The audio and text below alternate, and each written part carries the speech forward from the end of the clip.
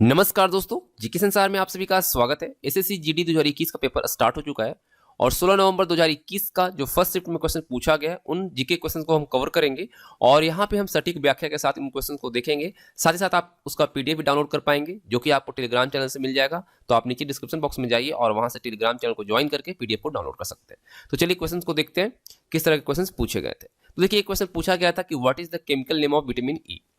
Vitamin E का chemical name क्या है? तो टोकोफेरोल होता है, आप सभी को पता है। ठीक है। एक क्वेश्चन पूछा गया था who is the present chief justice of India. अभी वर्तमान में मुख्य न्यायाधीश जो है भारत के कौन है? तो एन.वी. रमन्ना है, आप सबको पता है। तो एक क्वेश्चन पूछा गया था और कुछ जो क्वेश्चंस आगे वाले शिफ्ट में पूछे जा सकते हैं। थोड़ा आप यहाँ पर देखिए कि सर्वोच्च न्यायालय के महत्वपूर्ण निर्णय, जिससे कि अक्सर क्वेश्चन पूछे जाते हैं, चाहे वो यूपीएससी का हो या स्टेट पीसीएस का हो या कोई भी परीक्षा हो, तो उसमें अक्सर इनसे क्वेश्चन पूछे जाते हैं। तो एक था आपका जो निर्णय वो था कि शंकरी प्रसाद बनाम भारत सरकार 1951। इसमें जो उच्चतम न्यायालय का निर्णय आया यानी सुप्रीम कोर्ट का जो निर्णय आया वो संसद को अनुच्छेद 368 के तहत संविधान के किसी भी हिस्से में संशोधन करने की शक्ति दी गई। उसके बाद दूसरा आता है आपका निर्णय सज्जन सिंह बनाम राजस्थान सरकार 1965।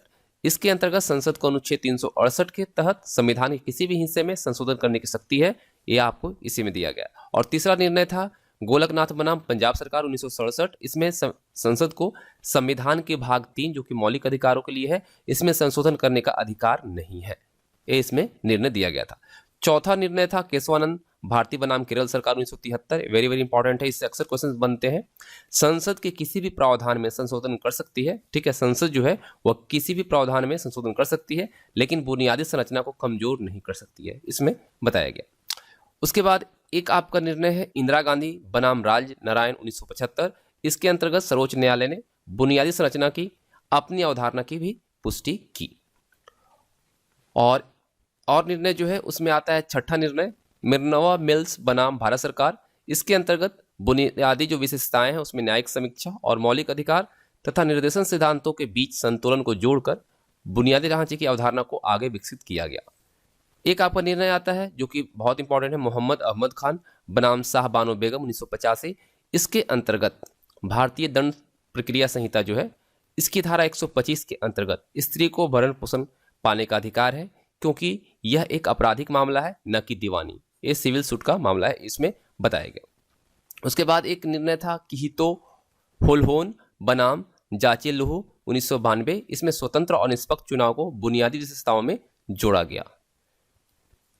एक निर्णय था सुप्रीम कोर्ट का इंदिरा साहनी बनाम भारत सरकार 1992। इसमें कानून का शासन बुनियादी विशेषताओं को जोड़ा गया। और एक जो है जिससे भी क्वेश्चंस बनते हैं एस.आर. बोमई बनाम भारत सरकार 1994। इसके अंतर्गत जो निर्णय दिया गया कि संघीय ढांचे भारत की एकता और अखंडता, धर्मनिरपेक्षता, समाजवाद, सामाजिक न्याय और न्यायिक समीक्षा को बुनियादी विशेषताओं के रूप में दोहराया गया। ठीक है। एक क्वेश्चन पूछा गया कि how many subject in union list, तो इसकी संख्या कितनी है? 100 सब्जेक्ट्स है। ठीक है। एक क्वेश्चन पूछा गया कि राजधानी क्या है भूटान की, कैपिटल ऑफ भूटान। थिम्पू आप सबको पता है। ठीक है, थिम्पू जो है भूटान का कैपिटल है। यहाँ पे जो करेंसी चलती है वो चलता है नगलुटोम और इंडियन रुपी। ठीक है। यहाँ का जो अपर हाउस है उसको नेशनल काउंसिल और लोअर हाउस को नेशनल असेंबली कहा जाता है। एक क्वेश्चन पूछा गया कि the highest peak of India, Bharat की सबसे ऊंची चोटी कौन सी है? कंचनजंगा है, जिसकी ऊंचाई कितनी है? 8586 मीटर। ठीक है। एक क्वेश्चन पूछा गया था कि which country are connected through Bandhan express. Bandhan express जो है किन दो देशों को जोड़ता है? तो इंडिया और बांग्लादेश को। ठीक है, बंधन एक्सप्रेस जो है वो इंडिया और बांग्लादेश को जोड़ता है। अब देखिए which film is nominated for Oscar 2022। तो ये भारत की जो फिल्म है, तमिल फिल्म है कुंजंगल, इसके लिए नॉमिनेट किया गया। एक क्वेश्चन था कि हु इज अवार्डेड विथ राष्ट्रपति अवार्ड, किसको दिया जाता है राष्ट्रपति अवार्ड? तो यहाँ पे देखिए ऑप्शन तो हमें पता नहीं है हु इज अवार्डेड है। तो यहाँ पे अगर देखा जाए किन किन को दिया जाता है तो खेल, कला, सैन्य, साहित्य, सिनेमा, संस्कृति, विज्ञान और प्रौद्योगिकी या स्काउटिंग के क्षेत्र में उपलब्धियां पाने वाले को ये अवार्ड दिया जाता है। ठीक है। चलिए एक क्वेश्चन पूछा गया था एस्टेब्लिशमेंट ऑफ नाबार्ड से, यानी कि नाबार्ड से रिलेटेड क्वेश्चन था। तो देखिए 1979 में तत्कालीन जो योजना आयोग के सदस्य थे श्री वी शिवारमन, इनकी अध्यक्षता में भारत सरकार के आग्रह पर भारतीय रिजर्व बैंक ने कृषि एवं ग्रामीण विकास के लिए संस्थागत ऋण की व्यवस्था की समीक्षा करने हेतु एक समिति का गठन किया था। और इसी समिति के गठन पे, ठीक है, 22 जुलाई 1982 में राष्ट्रीय कृषि ग्रामीण विकास अधिनियम 1981 के तहत एक सांविधिक निकाय के रूप में नाबार्ड की स्थापना की गई। याद रखिएगा, नाबार्ड जो है एक सांविधिक निकाय है और इसकी जो स्थापना हुई वह राष्ट्रीय कृषि ग्रामीण विकास बैंक अधिनियम 1981 के तहत किया गया। कब किया गया? 22 जुलाई 1982 को किया गया। इसका मुख्यालय है कहाँ? मुंबई, महाराष्ट्र में। और वर्तमान में चेयरमैन है GR चिंताला। एक क्वेश्चन पूछा गया, where is Amravati tiger reserve located? तो ये महाराष्ट्र में है और इसे मेलघाट टाइगर रिजर्व कहा जाता है। क्या कहा जाता है? Melghat tiger reserve. ठीक है, चलिए एक और क्वेश्चन जो पूछा गया था उसे देखते हैं। एक क्वेश्चन पूछा गया था कि विटामिन ए को किस नाम से जानते हैं? रेटिनॉल। ठीक है, विटामिन ए की कमी से बच्चों में रतौंधी और बड़ों में जीरोपैथीलेमिया नामक रोग हो जाता है, आप सबको पता है। और इस रोग से ग्रसित व्यक्ति को रात्रि में दिखाई नहीं देता, जिसको हम बोलते हैं क्या? Night blindness. और यह रोग अधिक समय तक धूप में रहने या आहार में विटामिन ए की कमी से होता है।